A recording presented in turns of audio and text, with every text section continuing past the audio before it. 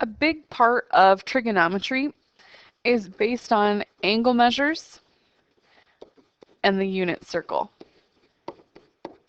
So we need to first talk about what are the different classifications. We got to talk about some vocab with our angles, and then we'll get into the unit circle part. The first thing, like I said, there's quite a bit of vocab in here.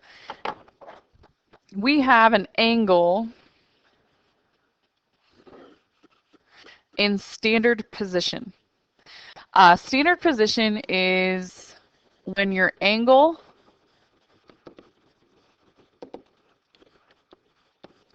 is formed on the positive x-axis. Okay, and the angle is going counterclockwise, because remember, a negative, it's kind of goofy, right? Counterclockwise is positive, clockwise is negative. This side here is what we call our initial side. This is our starting side. This side over here is what we call the terminal side. Okay? Again, positive measure goes left. Kind of goofy. But with that being said, you're going to be asked to look at how to find different values based on this information. So let's say, for instance, that my angle here is 110 degrees. So that's a positive 110. I could then go this direction, which is negative, and get that same angle. Now remember, a whole circle is 360 degrees. So 360 minus 110 is going to get me negative 250 degrees. The other thing that you could do, you could, let's go with a different orange. I could go all the way around the circle and get back to here. So realistically, that situation, I'm doing 360 plus 110. So I went around in a circle once and then an additional 110. So I would have 470 degrees. So those are different ways that you could find different angle measures. These angle measures are called coterminal angles.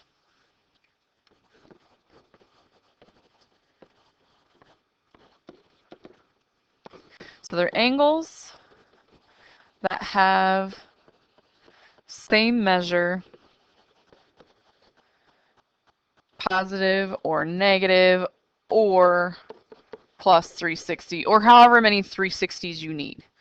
But that's just something there.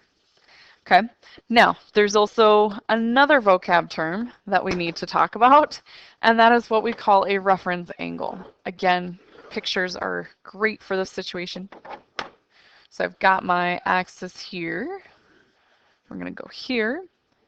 Let's say that this is 120. So the reference angle is the angle in standard position in which the acute angle formed between the terminal side and the x-axis. Okay, so let's debrief that. So this is my terminal side, and this is the x-axis.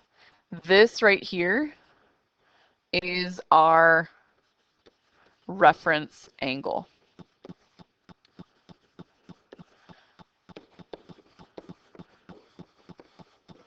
Let's get the actual definition. So acute angle formed by terminal side and x-axis from standard position.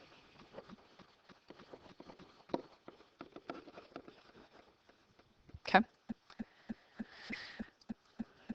Sometimes they'll ask you what quadrant that would lie in, or they'll give you the backwards information. They'll say you have a reference angle of this, and it lies in this quadrant. What's the actual degree measure? So we'll talk about that.